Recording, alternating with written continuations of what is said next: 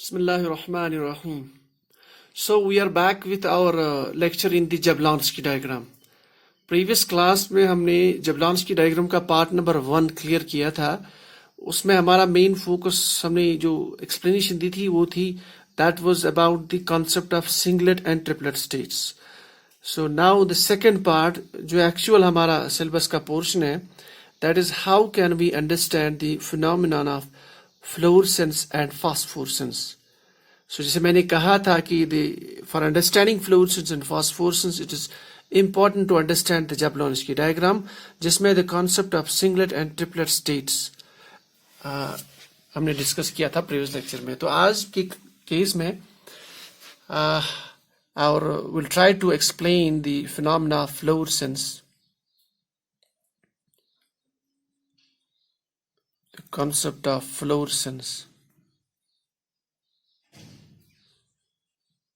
and phosphorescence.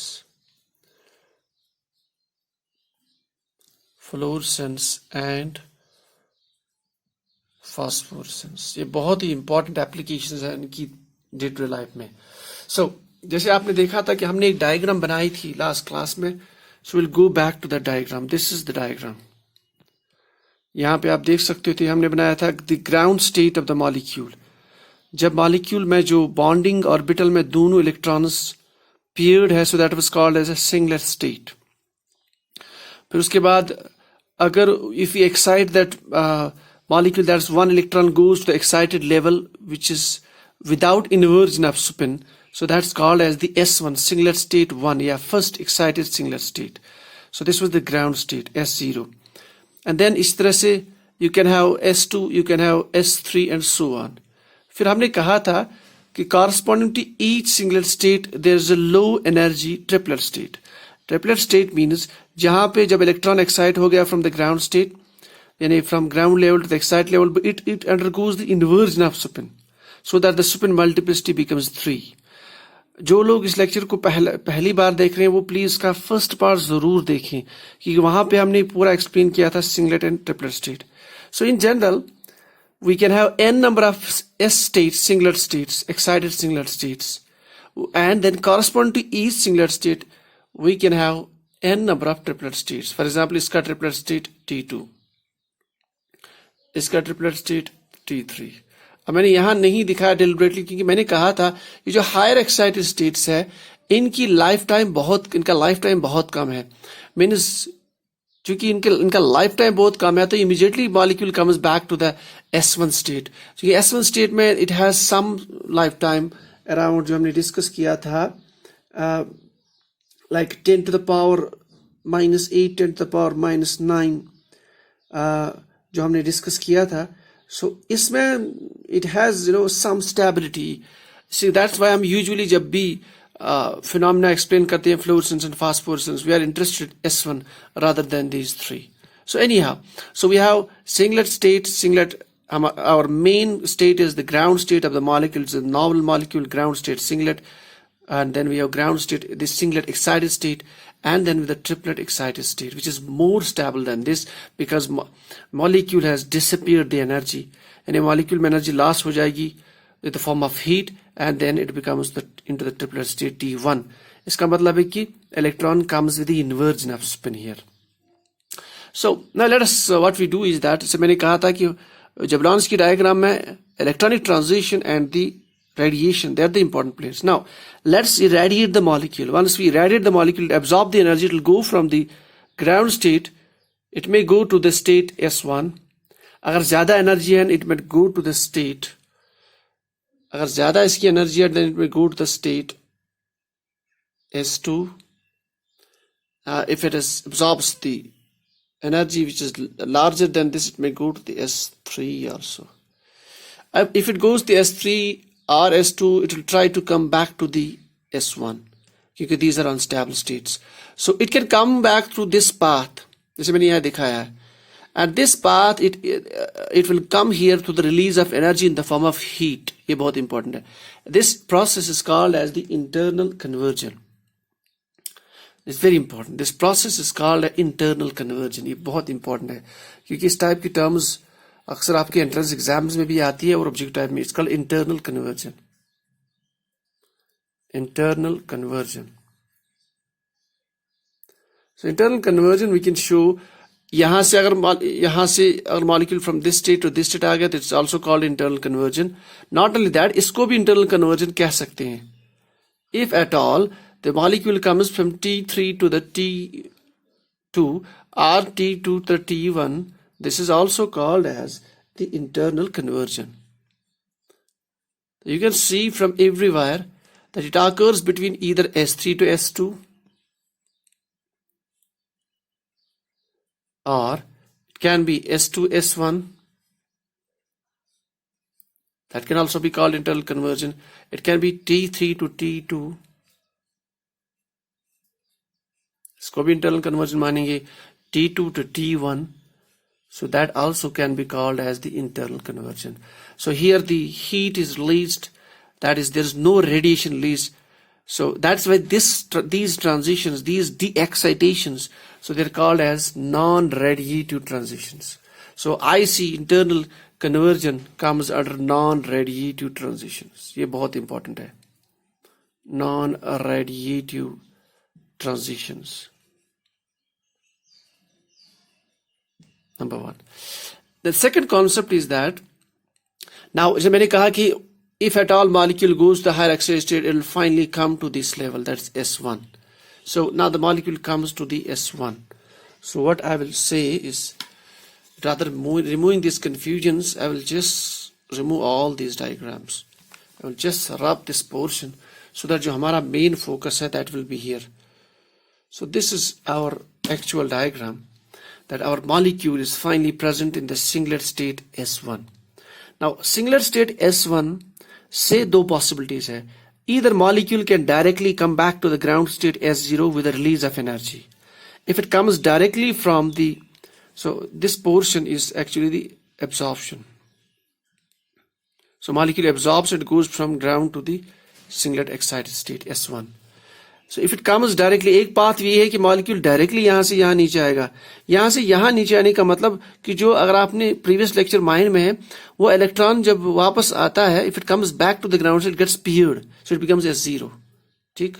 So if molecule comes from this state to this state through this path, then it obviously releases the energy, and that energy will be either in the form of visible or ultraviolet. So this is called as the fluorescence. So fluorescence means that, so phenomena of fluorescence basically means when we have a transition from S1 to S0, the excitation. So molecule comes from S1 to S0 and it releases the radiation in the form of ultraviolet or visible. So this is called as the fluorescence. ठीक.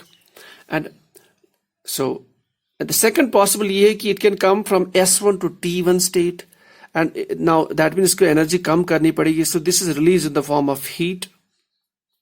ठीक. अब ये जो transition है from S1 to T1, this is called as intersystem crossing. The system crosses from singlet to triplet. So this is also the non-radiative transition. So sorry, it was it is like, so this was the first example of non-radiative transitions, that was intersystem crossing, that was internal conversion. Second is intersystem crossing. Intersystem crossing. So intersystem crossing अगर हमको दिखाना हो, so we can go from S1 to, ये बहुत important कि इस पे objective आते हैं T1.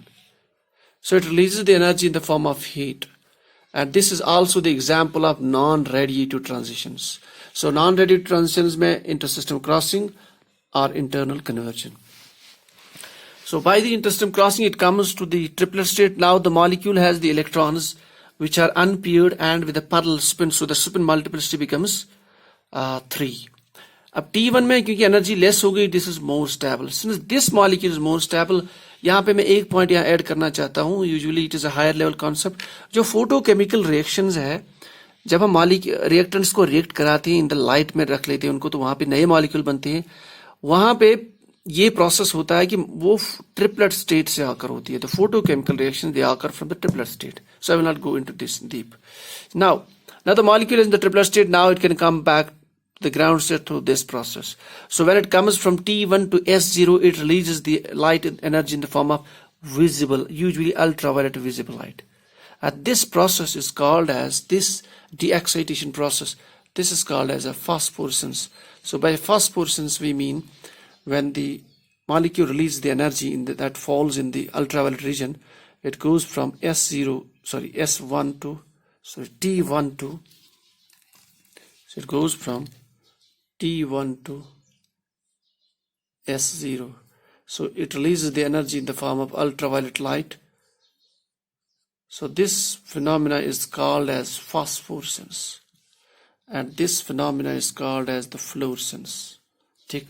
So fluorescence means when your de-excitation, or when the molecule comes from T1 to S0, and fluorescence when it comes from S1 to S0.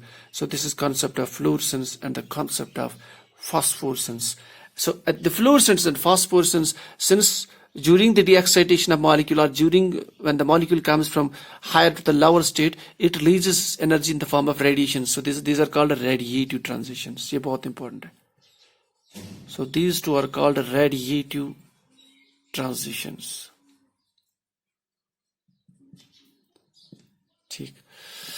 So this is all about the basics of fluorescence and phosphorescence. यहाँ एक important चीज है. Now we'll move to the fluorescence and phosphorescence.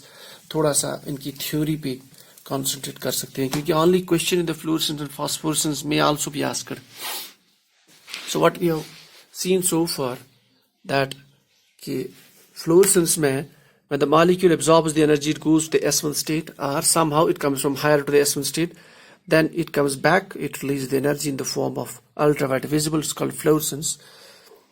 क्योंकि अब general हम ये सोच सकते थे कि जो वेवलेंथ इसने यहाँ एब्जॉर्व की, it will be the same wavelength while it's coming back, but it's not that. क्योंकि usually excitation, de-excitation में some amount of energy is lost. So usually fluorescence में जो wavelength emit हो गई आपकी, that is larger than what was absorbed. So we should say the frequency of radiation in the fluorescence, that is less than the frequency of absorption. ये बहुत important है. Or we should say that it shifts towards the longer wavelengths. ये बहुत important है. इसमें तो what about this? क्योंकि इसमें already it has lost energy in the form of heat through intersystem crossing. So this has a larger wavelength. So we should say that the wavelength of light in the case of phosphorescence, wavelength of light in case of phosphorescence is greater than the wavelength of light that is emitted through the process of fluorescence. ठीक है? लेकिन generally both, whether it is absorbed fluorescence wavelength or whether it is phosphorescence, it is larger than the wavelength that was absorbed. ये बहुत important. It's larger than the wavelength that was absorbed. But comparatively, fluorescence wavelength is smaller than phosphorescence, or I should say the energy in the case of phosphorescence, in the case of wavelength, it's emitted through the phosphorescence from that's that's more, and in case of fluorescence less. In terms of wavelength, this is more and this is less. But if we compare both fluorescence and phosphorescence with the original light that was absorbed, so usually fluorescence and phosphorescence, they are actually at the higher wavelength side. ठीक. अब यहाँ एक important process है. अगर जैसे आपने light इस पे इंसिडेंट करी, now you stop the light source. अब light source को close कर लो, यानी यहाँ पे light से source से radiation is falling at the molecule. So what happens? Molecule goes from this state to this state. The moment the process happens, now what you do is remove that lump back. Stop the source of radiation. So stop the source of radiation means, so what? There is no more transition now. So जो molecule excited state है, they will come to the ground state. ठीक? So जो fluorescence थी, it will stop immediately. So we should say that fluorescence will stop once you remove the source of radiation. Remove source of radiation. One. Phosphorescence के case में it is slightly different. जैसे once you incidented the radiation in the molecule, since there's a transition from S1 to T1, the molecule comes from S1 to T1 through intersystem crossing. फिर molecule यहाँ पे आता है, so it's a delayed transition. अब जबकि आपने radiation source stop भी किया, then also the phenomena will continue for some period of time. ठीक, so we should say it's a delayed fluorescence. The phosphorescence delayed fluorescence, it will continue even you stop the lump. So the phosphorescence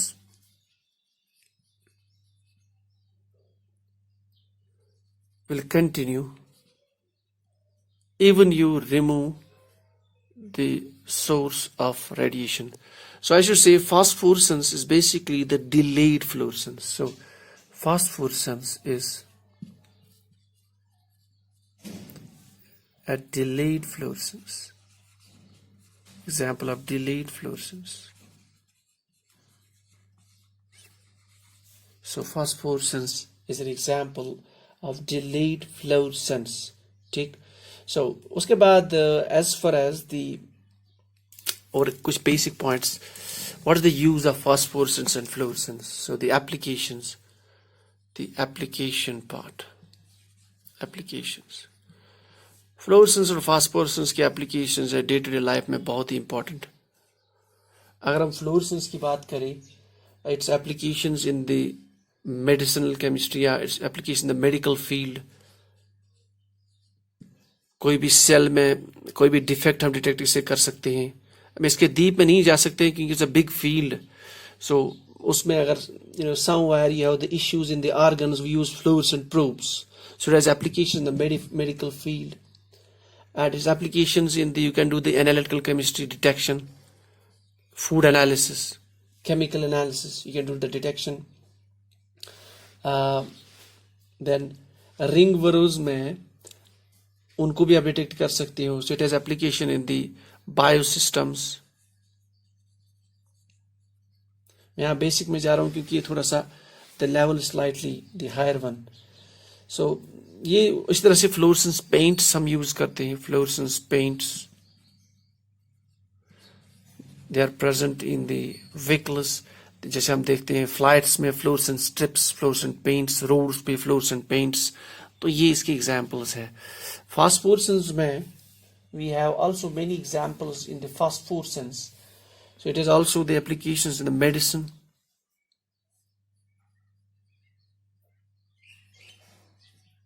और usually ये solid substances होते हैं. Usually solid substances होते हैं. Whereas fluorescence, it can occur when the sample in the solid state or when the sample in the liquid state. ठीक है, that's a research field. So it has applications in the medicine, likely the determination of blood serum plasma. वहाँ पे phosphorescence has some importance. Likely we have a good example where एक example और एक आती है. अच्छा, तो it has example meaning the fluorescence. Phosphorescence and fluorescence को कलेक्टिवली हम sometimes we call it as the luminescence. Luminescence, क्योंकि इस पे क्वेश्चन आ सकता है. The luminescence it's a generalized phenomena. It includes both fluorescence and phosphorescence. Now, so we'll end up this today's talk about the Jablonski diagram by just last point. There's one more term you sometimes listen, that is the chemiluminescence.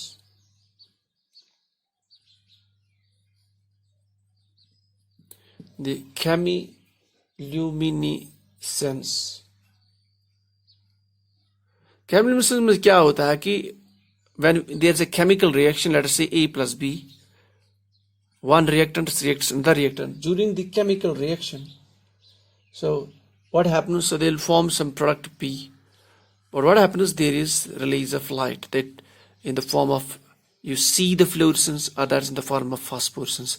So this fluorescence of phosphorescence, it comes into existence because of this glowing phenomena.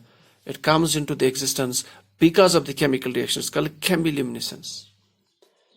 So the phenomenon of chemiluminescence comes into the existence, or usually it occurs at the normal room temperature, normal temperature. That's why it's also called as the light which is released because of this chemical reaction, and then that gives us the fluorescence. That's called as a cold light.